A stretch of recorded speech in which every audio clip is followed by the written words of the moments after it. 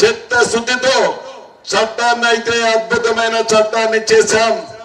ఈ చట్టం పేదవాడికి ఉపయోగపడే విధంగా, పేదవాడికి లాభం జరిగే విధంగా, మంచిని మంచిగా చెప్పే విధంగా, మంచి ఆ బిఆర్ఎస్ వాళ్ళు అడిగినా అది న్యాయమైతే వాళ్ళకు కూడా అన్యాయం చేయమని ఈ చట్టము చెప్పదు. గౌరవ ముఖ్యమంత్రి గారు చెప్పరు, నేను కూడా చెప్పను. మంచి న్యాయం ఉంటే నీది ఏ పార్టీ అయినా సరే, ఇందిరమ్మ ప్రభుత్వం అంటే పేదోడి పొట్టగొట్టే ప్రభుత్వం కాదు, పేదోడిని భుజము తట్టే ప్రభుత్వం అని కూడా ఈ వేదిక ద్వారా తెలియజేస్తున్నాను. ఇక ఒక వారం రోజుల నుంచి మనం చూస్తున్నాం. ఇందాక మిత్రులు ఎంపీ గారు కిరణ్ కుమార్ రెడ్డి గారు చెప్పినట్లు బంకచర్ల అని వారికి ఆనాడు అంటిన బంకని ఈనాడు మణికంటియాలని తాపత్రయపడుతున్నారు. అసలు బంకచర్ల అనే అంశం గోదావరి నీరు పెన్నా బేసిన్కి తీసుకుపోవాలనే అంశం ఎప్పుడు మొదలైందయ్యా? ఈ అంశం ఎప్పుడు మొదలైంది? నువ్వు మాయ మాటలు చెప్పి ఇచ్చిన కాంగ్రెస్ పార్టీని కాదని నీ మోసపూరితమైన మాటలు తెలంగాణ బిడ్డలు నమ్మి నిన్ను అధికారంలోకి తీసుకొచ్చినప్పుడు 2016లో ఆనాటి ఆంధ్రప్రదేశ్ ముఖ్యమంత్రి గారు గోదావరి నీటిని పెన్నా బేసిన్కి తీసుకుపోయే అంశంలో 400 టీఎంసీలకి ఆనాటి ప్రభుత్వం జీవో ఇచ్చింది. జీవో ఇవ్వటమే కాక దానికి అనేక ప్రణాళికలు చేసుకొని ఎస్టిమేట్లు కూడా శాంక్షన్ చేసింది. ఆనాటి ప్రభుత్వం ఎవరిదండి? ఆనాటి ముఖ్యమంత్రి ఎవరండి? ఆనాటి నీటిపారుదల శాఖ మంత్రి ఎవరండి? గుడ్డి గుర్రాలు పనులతోనారా ఆనాడు మీరు మంత్రిగా ఉన్నప్పుడు, మీరు ముఖ్యమంత్రిగా ఉన్నప్పుడు 2016 నుంచి 2023 వరకు 7 సంవత్సరాలు మీరు ఎలగబెడుతుంది కదా.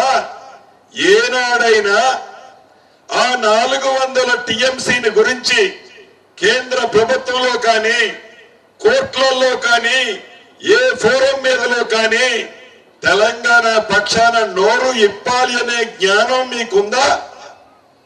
ఆనాడు మర్చిపోయి పదవి దిగిన తర్వాత తెలంగాణ ప్రజలన్నా, రైతులన్నా గోదావరి నీటి గురించి, బంకచర్ల గురించి ఈ ప్రభుత్వాన్ని తప్పుపడుతున్నావా?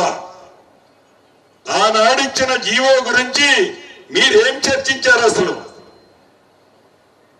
దాన్ని మర్చిపోయి ఈ ప్రభుత్వాన్ని విమర్శించడం, గౌరవ ముఖ్యమంత్రి గారిని గాని, నీటిపారుదల శాఖ మంత్రి గారిని, అధికారులు కానీ మీ తప్పిదాలను దాచిపెట్టుకోవటం కోసం మీ కాళేశ్వరం అనే స్కాము రోజు రోజుకి బలపడుతుంది అని దాన్ని వక్ర మార్గంలోకి తీసుకెళ్లటం కోసం, మీ స్కిన్ మీరు కాపాడటం కోసం మీరు ఆడుతున్న డ్రామా అని తెలంగాణ ప్రజలు గ్రహించడం లేదనుకోవటం మీ అవివేకం.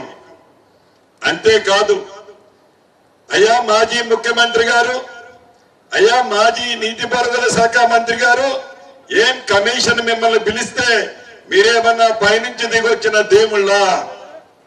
తప్పు చేశారు కాబట్టి తప్పు రుజువు కాబోతుంది కాబట్టి భుజాలు తడుముకుంటున్నారు. గుమ్మడికాయల దొంగ ఎవరంటే భుజాలు తడుముకున్నట్టు భుజాలు తడుముకుంటున్నారు. తప్పు ముమ్మాటిగా చేశారు. మీరు నిజంగా నిస్వార్థ పరులైతే మీరు ఈ ఉమ్మడి నల్లగొండ జిల్లా మీద ముసలి కన్నీరు ఇప్పుడు కారుస్తున్నారు.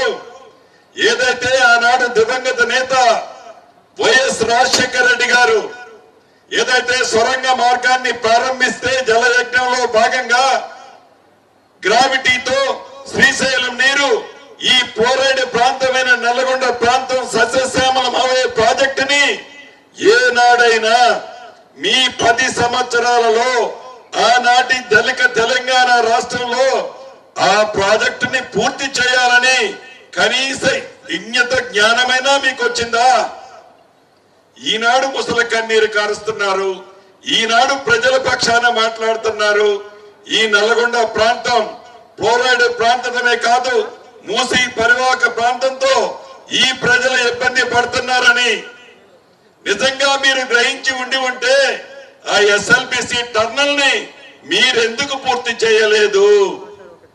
మీరెందుకు పూర్తి చేయలేదంటే కాళేశ్వరం కొత్త ప్రాజెక్టు మొదలు పెడితే 1,00,000 కోట్లు దోపిడీ చేయొచ్చు, పాత ప్రాజెక్టు మొదలు పెడితే మనకి కమిషన్లు రావని కేవలం ఆ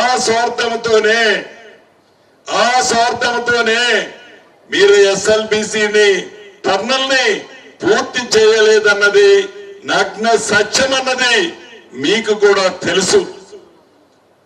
అంతేకాదు ఈ 8,19,000 కోట్లు ఈనాడు రాష్ట్రంలో అప్పు ఉన్నా ఆనాటి ప్రభుత్వం ఏవైతే సంక్షేమ కార్యక్రమాలు